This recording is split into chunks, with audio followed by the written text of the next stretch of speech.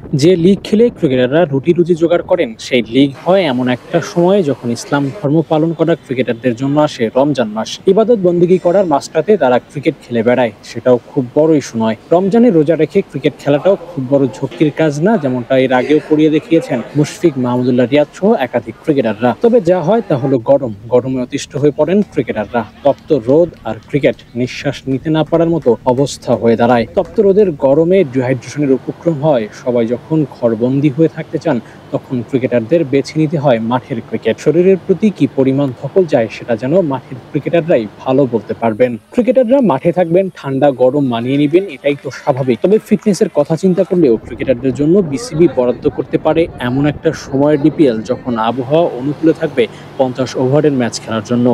কিন্তু বছরের পর বছর ক্রিকেটাররা গরমের সঙ্গে যুদ্ধ করে যান। যে সময়টায় ঘরোয়া ক্রিকেটকে ব্যবহার করে জাতীয় দলের জন্য তৈরি হবে ক্রিকেটাররা, তখন তাদের চিন্তা করতে হয় কোন ভেন্যুতে কেমন গরম পড়বে আর সেই গরমের সঙ্গেই বা কিভাবে মানিয়ে নিবে। ডিপিএল হয় সাধারণত 3-4টা ভেন্যুতে: মিরপুর শেরেবাংলা জাতীয় ক্রিকেট স্টেডিয়াম, ফতুল্লাহ খান সাহেব ওসমান আলী স্টেডিয়াম ও ভিকেএসপিতে। এই 3 ভেন্যুর 4-5টা মাঠে বিপিএল মাঠে গড়ায়। সাভারের গরমে যেমন হাঁপিয়ে ওঠেন ক্রিকেটাররা, তেমনি মিরপুর ও ফতুল্লায়ও থাকতে হয় গরমের ডরে। বিভিন্ন সময় ক্রিকেটাররা বলেছেন গরমের থেকে খেলা সহজ হয় আবহাওয়া অনুকূল পরিবেশে। অন্তত ক্রিকেটারদের চাওয়া হিসেব করলে এমন একটা সময়ে ডিপিএল আয়োজন করা উচিত যখন ক্রিকেটারদের উপর ক্রিকেটের বাইরের অন্য কোনো বিষয়ের কথা ভাবতে হবে না। প্রায় প্রতিটা বছর ডিপিএল হয় রমজানে। এই সময়ে ক্রিকেটারদের উপর রমজানে সিয়ামের দায়িত্ব যেমন বর্তায়, তেমনি খেলার দায়িত্ব তো আছেই।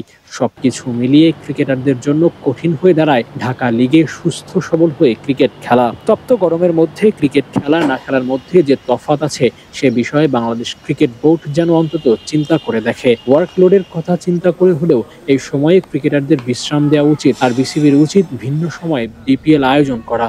এতে ক্রিকেট ও ক্রিকেটাররা উপকৃত হবে, মানোন্নয়ন হবে বাংলাদেশের ঘরোয়া ক্রিকেটের।